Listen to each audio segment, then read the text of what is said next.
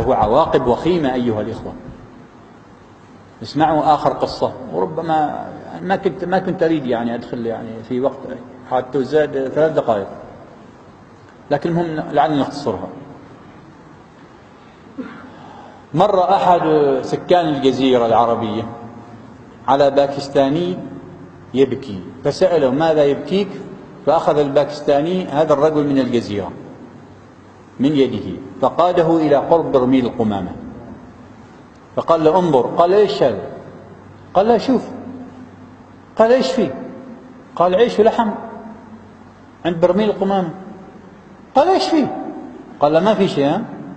قال له ما في شيء فاضي، ليش تسويه؟ وين حطه؟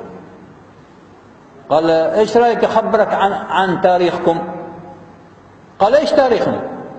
قال له انتم اهل الجزيرة كنتم تاخذون الزكاة من الصومال.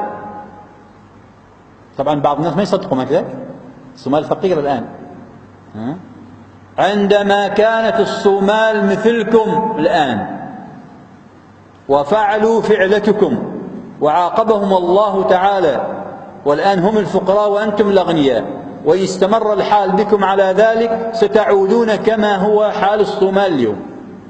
قال يا شيخ يا رجال، ماشي يا شيخ يا رجال، أهل الصومال وجد عن علمائهم فتوى من أحد المواطنين الصوماليين يقول يا أيها المشايخ إن إخواننا المسلمين في الجزيرة محتاجون فقراء ومساكين، فهل يجوز أن نخرج زكاتنا في إخواننا في الحجاز؟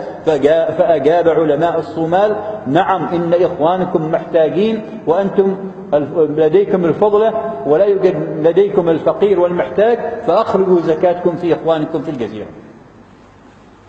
هذا اسمع كيف؟ ماذا الحال الآن؟ لأنهم كانوا يفعلون والعياذ بالله كما نفعل نحن اليوم في الطعام وغيره، وما بسبأ بعيدة منكم. نعم، يعني أبدلهم الله سبحانه وتعالى بجنتين جنتين ذوات أكل خمط وأثل وشيء من سدر قليل، وقد كانوا يمشون بالأيام ولا يرون الشمس، الأشجار متعاكفة والثمار ساقطة ولا يلتقط أحد شيئا من الثمار الساقطة. فهكذا حالهم أصبح الآن. أشكركم وبارك الله فيكم.